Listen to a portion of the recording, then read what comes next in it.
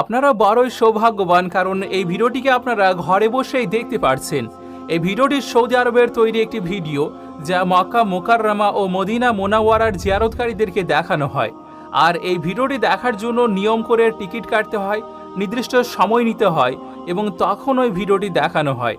আর আমরা বিশেষভাবে এটিকে রেকর্ড করিয়েছি আপনাদের জন্য, যাতে আপনারা ঘরে বসে বসে এটিকে দেখতে পারেন এবং চোখের শান্তিও মেটাতে পারেন। তাহলে চলুন রাসূলুল্লাহ সাল্লাল্লাহু আলাইহি ওয়াসাল্লামের উপর দরুদ শরীফ পাঠ করে এই ভিডিওটিকে বিসমিল্লাহ করি।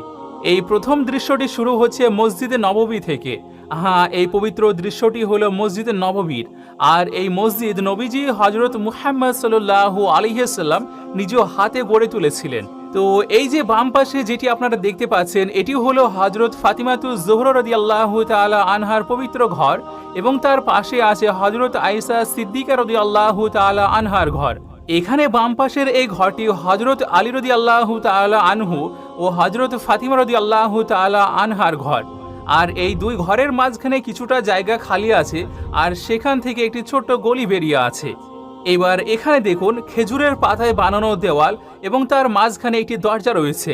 এখন আপনি হযরত আয়েশা সিদ্দিকা রাদিয়াল্লাহু তাআলা আনহার ঘরে প্রবেশ করেছেন, যার উপর আজ সবুজ গম্বুজ নির্মিত হয়েছে। সেই জন্য আমরা সকলে একবার একসঙ্গে পড়ে নিই বিসমিল্লাহির রহমানির রহিম এবং আসসালামু আলাইকা ইয়া রাসূলুল্লাহ সাল্লাল্লাহু আলাইহি ওয়াসাল্লাম। আমরা কিন্তু আপনাদেরকে ভার্চুয়ালি এই পবিত্র স্থানগুলো দেখাচ্ছি। এখন এই বাম পাশে রয়েছে নবী পাক সাল্লাল্লাহু আলাইহি ওয়াসাল্লামের পবিত্র কক্ষ মোবারক, আর ডান পাশে রয়েছে মসজিদে নববী।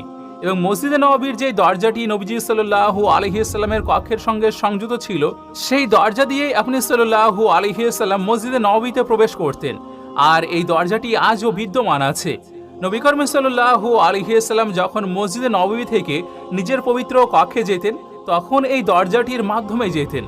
মানে এই পথ দিয়েই আপনি সাল্লাল্লাহু আলাইহি ওয়াসাল্লাম হুজরা মুবারকে প্রবেশ করতেন। আর এটি হলো সেই ছোট্ট পবিত্র উঠান, যা হযরত আয়েশা সিদ্দিকা রাদিয়াল্লাহু তাআলা আনহার ছিল। এবার আপনারা আরও একটি মনোমুগ্ধকর দৃশ্যকে দেখুন আর নিজের প্রাণকে ঠান্ডা করিয়ে নিন।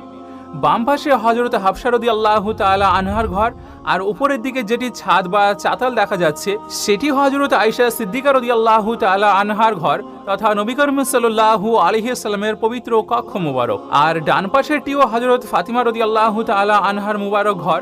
তো এই দৃশ্যটিকে মনোযোগ সহকারে দেখুন আর সেই সঙ্গে সঙ্গে চোখ ও মনে গেঁথে নিন।